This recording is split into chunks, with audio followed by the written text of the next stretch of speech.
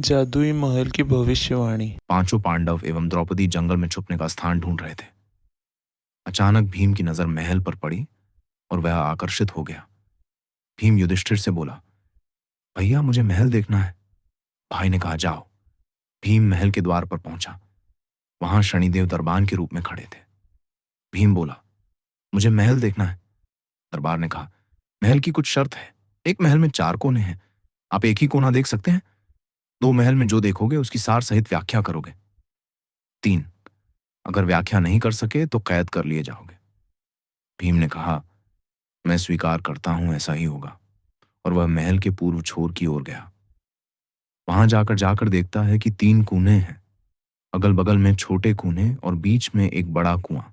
बीच वाला बड़े कुंडे में पानी का उफान आता है और दोनों छोटे खाली कुओं को पानी से भर देता है।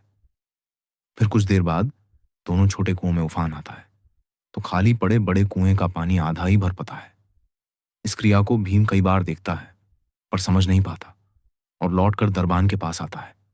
दरबान, क्या देखा आपने? भीम, महाशय मुझे समझ में नहीं आया। दरबान, आप शर्त के अनुसार बंदी हो गए हैं और बंदी घर में बैठा दिया। अर्जुन आया, बोला, मुझे महल देखना है। दरबान ने शर्त बता दी और अर्जुन पश्चिम वाले छोर की तरफ चला गया। आगे जाकर अर्जुन क्या देखता है, एक खेत में 2 फसल उग रही थी।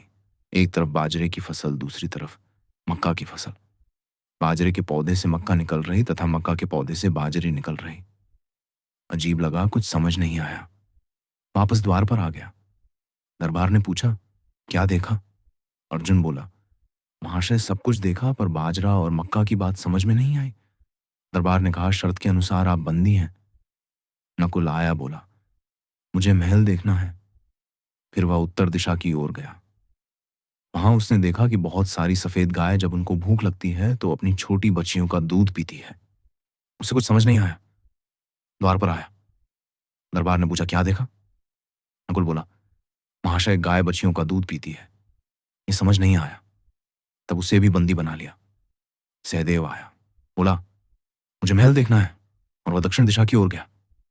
अंतिम कोना देखने के लिए क्या देखता है, वहां पर एक सोने की बड़ी शिला एक चांदी के सिक्के पर टिकी हुई टगमग डोले पर गिरती नहीं है।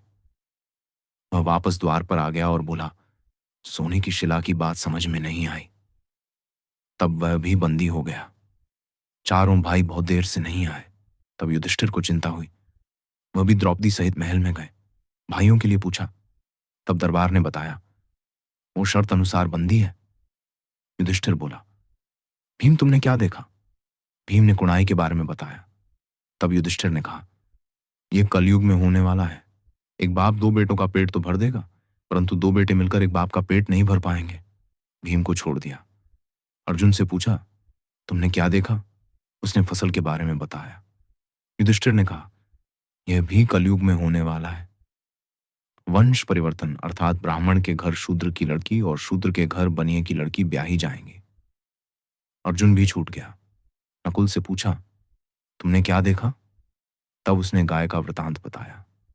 तब युधिष्ठिर ने कहा, कलयुग में माताएं अपनी बेटियों के घर में पलेंगी, बेटी का दाना खाएंगे और बेटे सेवा नहीं करेंगे। तब नकुल भी छूट गया। सहदेव से पूछा, तुमने क्या देखा? उसने सोने की शिला का वृतांत बताया। तब युधिष्ठिर बोले, कलयुग में पाप धर्म को दबाता रहेगा, परंतु धर्म फिर भी जिंदा रहेगा, खत्म नहीं होगा। आज के कलयुग में ये सारी बातें सच साबित हो रही हैं।